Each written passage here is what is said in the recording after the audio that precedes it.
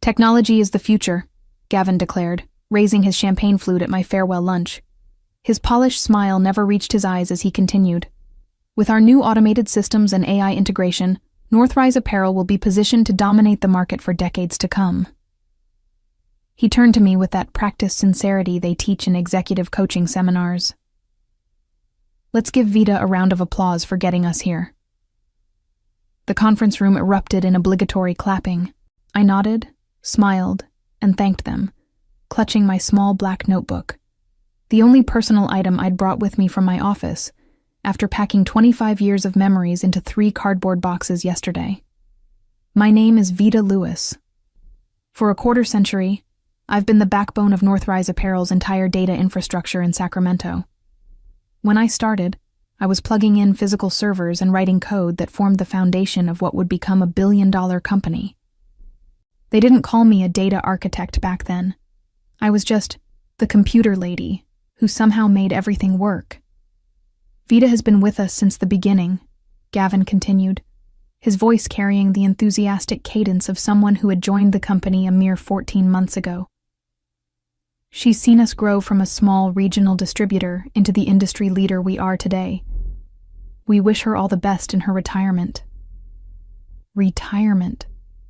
The word stung. I was only 59, and I hadn't chosen to leave. The decision had been presented to me as a fait accompli 3 weeks ago. The Nexus system will streamline our operations, Gavin had explained, leaning back in his ergonomic chair, referring to the new AI management system they'd purchased for what I later learned was $17 million. Your position is unfortunately redundant under the new infrastructure. All around me now, former colleagues averted their eyes, knowing what this farewell lunch really was.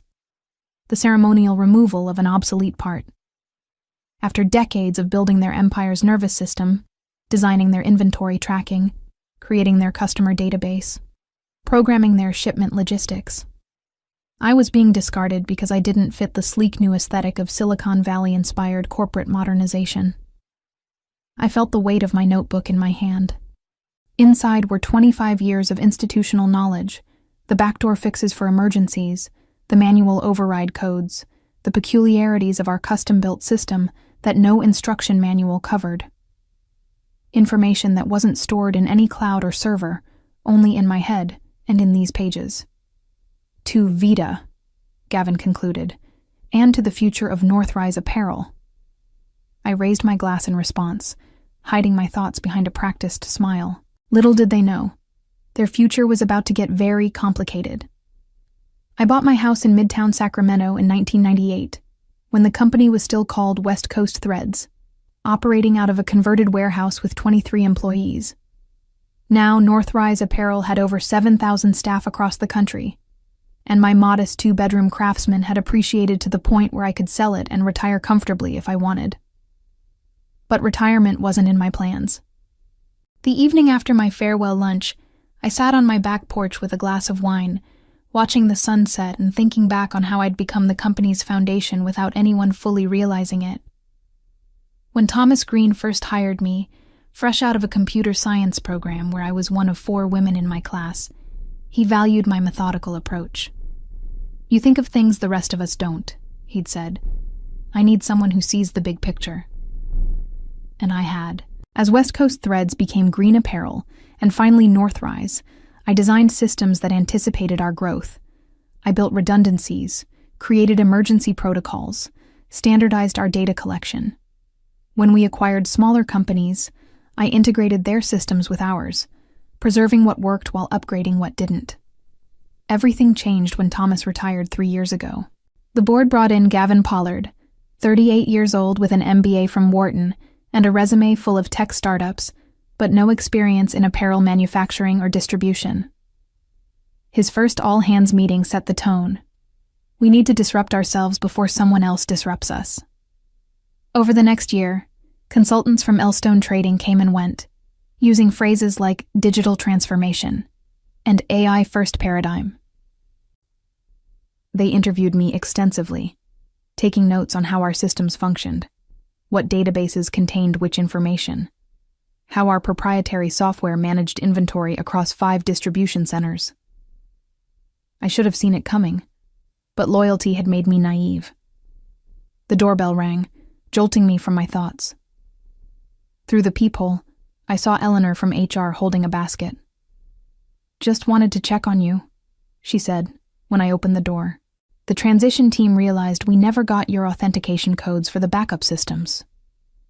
The transition team being the 320-somethings tasked with deconstructing my life's work. "Everything's in the handover documents," I replied coolly. "The master list should have all the access protocols." Eleanor's smile faltered. "There seems to be some confusion about the legacy systems, particularly the warehouse automation interfaces." Of course there was. Those interfaces were custom-built, modified over years to work with our specific needs. Nothing about them was standard. "I'm sure they'll figure it out," I said, accepting the gift basket, but not inviting her in. The Nexus system is the future, after all. The first signs of trouble came a week after my departure. My former colleague Jerome texted me on a Tuesday afternoon. "Systems glitching. New team can't figure out why the inventory won't reconcile with the shipping manifests." I didn't respond. The next day, Bethany from accounting called. "Vita, we're having some issues with the quarterly reporting module. The numbers aren't matching what we're seeing in sales." "I'm sure the transition team can handle it," I replied. "The Nexus system is supposed to be state-of-the-art." "But it's still pulling from your database architecture," she pressed. "Nobody understands the connections like you do."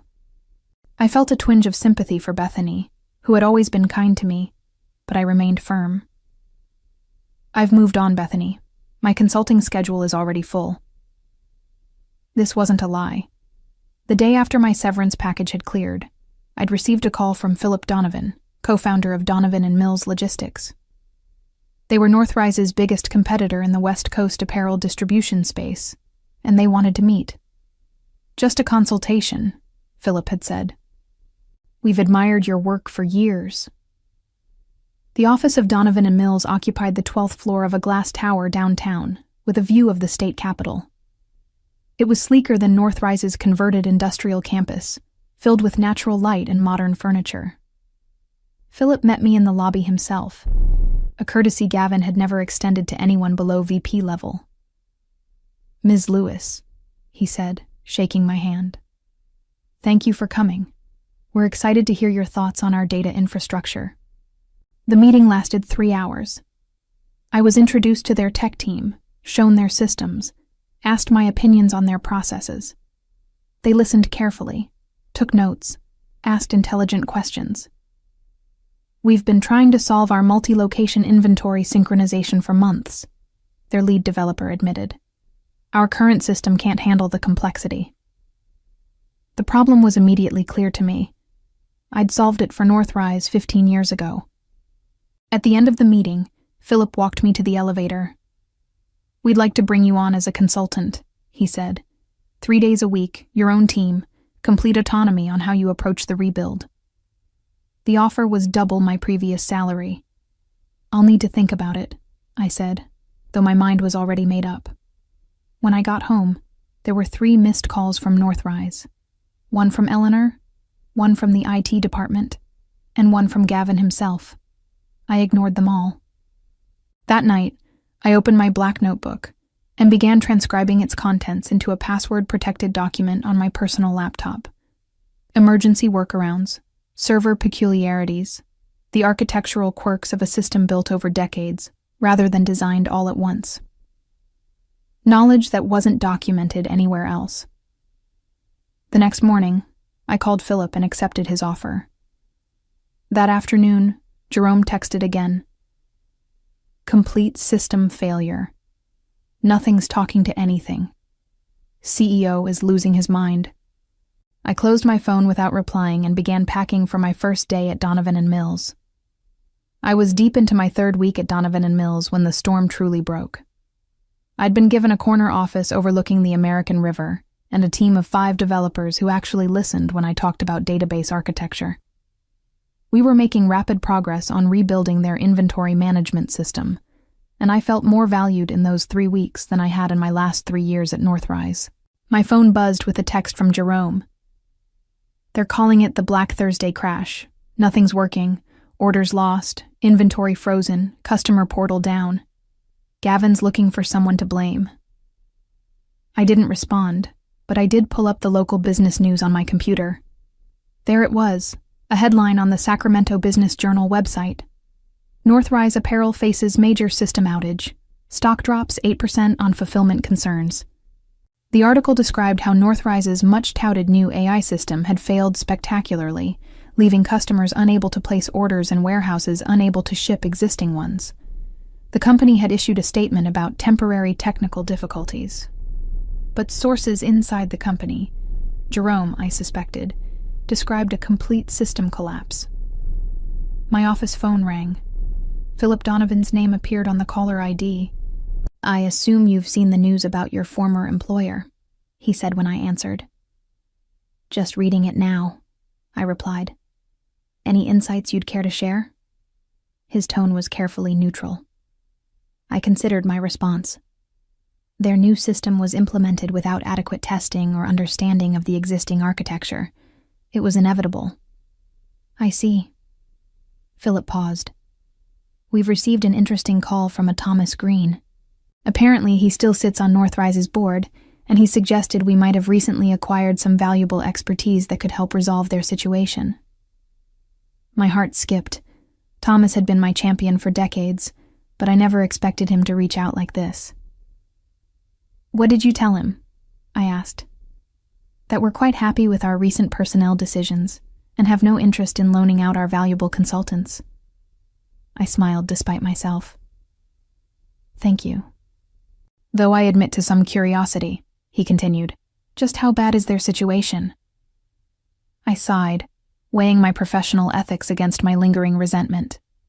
If they tried to integrate Nexus without properly migrating the manufacturing execution system I designed, they've likely corrupted their entire database. Every order, inventory record, and shipping manifest from the last 3 months could be affected. And recovery? Possible, but not with their current team. They don't understand how the legacy systems interact with the newer components. We were interrupted by my assistant, who appeared at my door with an urgent expression. "Ms. Lewis, there's a Gavin Pollard on line 2. He's called 3 times in the last hour." I thanked her, but made no move toward the phone. Philip raised an eyebrow. "Aren't you going to take that?" "I don't work for Northrise anymore," I replied simply. He nodded slowly, a small smile forming. "No, you certainly don't." He turned to leave, but paused at the door. "We have that strategy meeting at 3. I'd be interested in your thoughts on expanding our direct-to-consumer channels." After he left, I sat staring at the blinking light on my phone for a long moment before turning back to my work. By that evening, my email contained increasingly desperate messages from various Northrise executives. The most revealing came from Eleanor. "The transition team has admitted they don't understand how to restore from your backup protocols. Gavin is talking about bringing in external consultants at $30,000 a day. Please call me."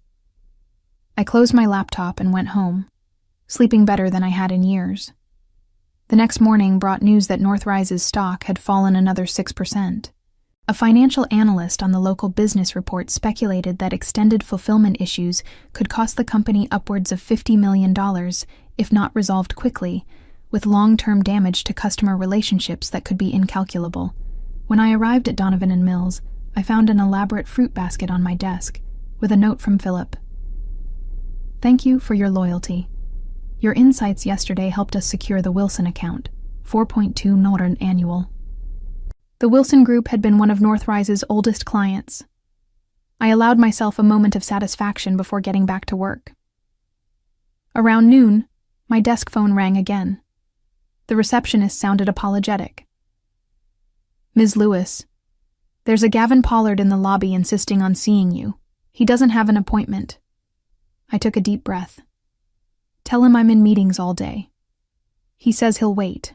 After consulting with Philip, who seemed amused by the situation, I agreed to a 15-minute meeting in one of the first-floor conference rooms, neutral territory. Gavin looked terrible. His usually immaculate appearance was disheveled. with dark circles under his eyes and a coffee stain on his shirt. "Vida," he said, reaching to shake my hand. I nodded but didn't reciprocate.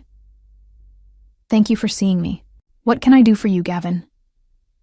I kept my tone professional, betraying none of the satisfaction I felt seeing him so undone. "We need your help," he said simply.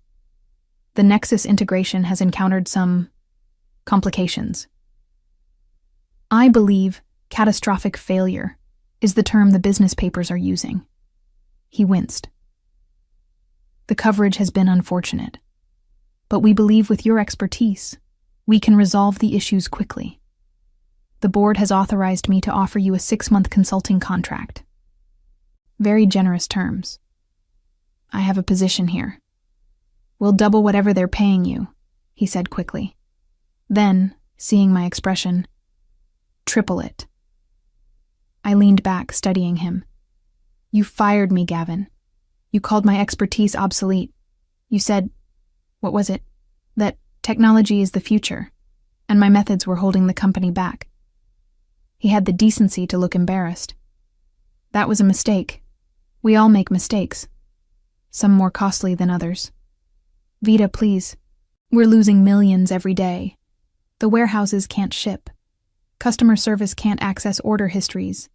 The Nexus team says the core database is corrupted beyond recognition." I thought of all the warnings I'd given during the transition, the documentation I'd provided that had been dismissed as unnecessarily complex, the training sessions no one had time to attend. "No," I said simply. "What?"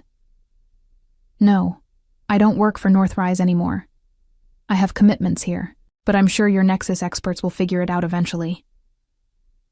Gavin's desperation turned to anger. "You know exactly what happened to our systems. You probably built in these failures." I stood up, my own anger flaring. "I dedicated 25 years to building robust, reliable systems that kept your company running without fail. If they're failing now, it's because you dismantled them without understanding how they worked." "We'll sue," he threatened. "For sabotage. For what? For taking another job after being fired? For not documenting every single aspect of systems I built over 25 years? Sue me for not answering phone calls from a company that discarded me?" I gathered my papers. "I believe our 15 minutes are up." As I walked out, I turned back briefly. "By the way, there's a complete recovery protocol in the Emergency Procedures Manual, Volume 3, Section 8. I updated it every quarter for 20 years. But of course, that would require actually reading the documentation." I left him there, mouth slightly open, and returned to my new office, where I was building something better. 2 days later, I received a formal letter from Northrise's legal department requesting all documentation, notes, and intellectual property related to my former position.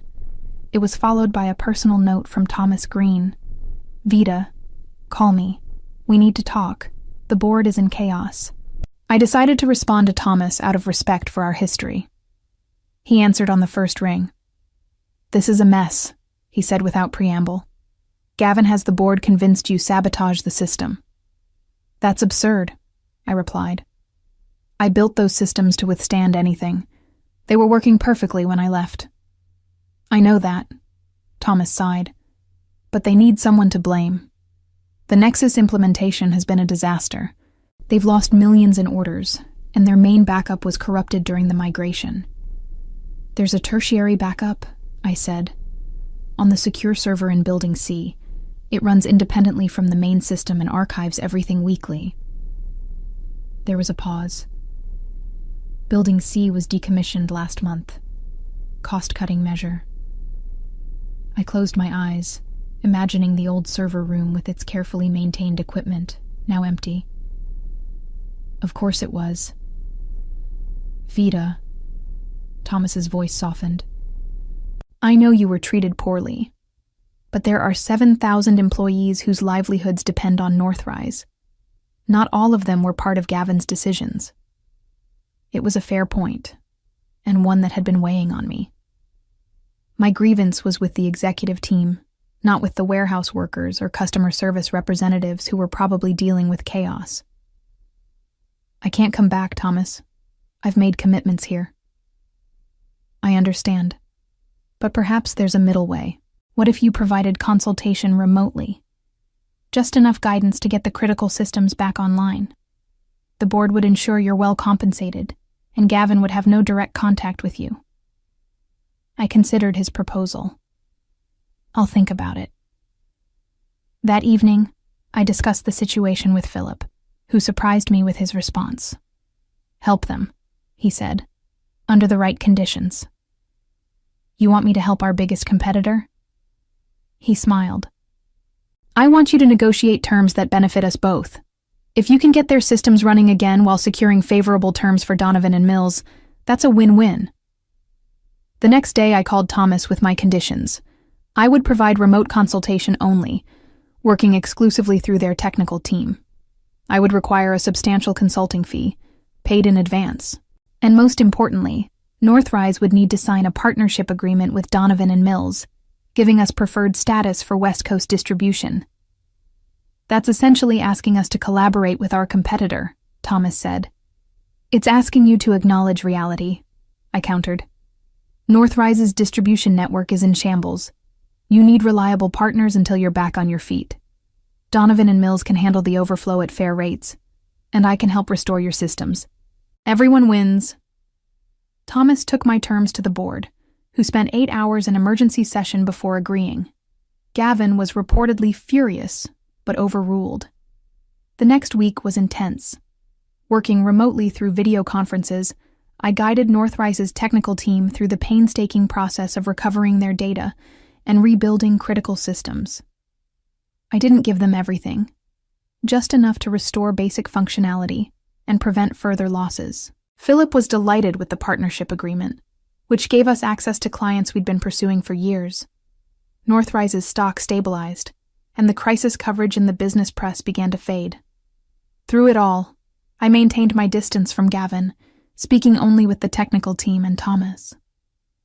But I heard through Jerome that Gavin's position was precarious, with several board members openly questioning his leadership. It wasn't revenge exactly. It was something more satisfying: vindication. 6 weeks after what the tech team had begun calling the Vita protocols salvaged Northrise's systems, I received an unexpected email from Thomas Green. The subject line read simply, "Board meeting results." Gavin Pollard had been removed as CEO. The board had voted 10-2 for his immediate replacement. The Nexus failure cost us $142 million in lost orders, damaged customer relationships, and emergency consultants, Thomas wrote. His position became untenable when the quarterly reports showed the extent of the damage. I thought you should hear it from me first. I sat back in my chair, letting the news sink in. I hadn't actively worked for Gavin's downfall, but I couldn't pretend to feel sorry about it. His arrogance had nearly destroyed a company that thousands of people depended on for their livelihoods. Later that day, Philip stopped by my office. "I hear Northrise is looking for a new CEO," he said with a knowing smile. "So I've heard. They could do worse than to bring Thomas back temporarily." I nodded. He understands the business in a way Gavin never did. "Speaking of understanding the business," Philip continued, "the Wilson account was so impressed with our handling of their overflow that they've asked about making the arrangement permanent. That would be a $12 million annual contract, taken directly from Northrise," I observed. Philip shrugged. "Business is business. And speaking of business, the executive committee is meeting tomorrow to discuss our 5-year strategic plan. I'd like you to present your vision for our data architecture." "My vision?" "You've completely transformed our systems in just 2 months, Vita. The committee needs to understand what you've built and where you see it going. Your work deserves recognition." As he left, I turned to look out my window at the Sacramento skyline. In the distance, I could just make out the Northrise campus. Their logo still illuminated the main building, but inside, everything had changed. The company would survive, but it would never be the same. Neither would I. For the first time in decades, I was building something on my terms, with people who valued what I brought to the table. 3 months later, I attended the ribbon-cutting ceremony for Donovan and Mills's new technology center. My name was on the plaque beside the entrance. Vida Lewis Technology Center, where innovation meets experience. Philip had insisted on naming it after me when my system overhaul resulted in a 38% efficiency improvement across their distribution network. The center would house an expanded development team and serve as a training facility for technical staff from across the company. "We didn't just hire a consultant," Philip said in his speech. "We gained a visionary who understood that technology should serve people, not replace them." As I stood beside him for the ceremonial photo, I thought about how differently things had turned out from what I'd expected when I left Northrise. I hadn't planned revenge exactly, just a new beginning. But my success had become a form of vindication, more powerful than any deliberate retaliation could have been. The reception afterward was attended by local business leaders and politicians. I found myself approached by a woman I didn't recognize. "Ms. Lewis, I'm Diane Torres, from the Governor's Office of Business Development. I've been hearing remarkable things about your work." We spoke for nearly half an hour about data systems and their impact on regional businesses. At the end of our conversation, she handed me her card. "We're forming a task force on technology infrastructure for state agencies. We need people with both expertise and perspective. Would you be interested in serving as an advisor?" 6 months ago, I had been deemed obsolete by a man half my age. Now I was being recruited to help shape technology policy for the entire state. "I'd be honored," I replied, taking her card. As the reception wound down, I received a text from Jerome. "New CEO announced. You'll never guess who." Thomas Green was coming out of retirement to lead Northrise through its recovery. I smiled and put away my phone without responding. That chapter of my life was closed. My focus now was on building something new. As I looked around at the center bearing my name, filled with people who valued my contributions, I realized that the best revenge wasn't about destruction at all. It was about creation.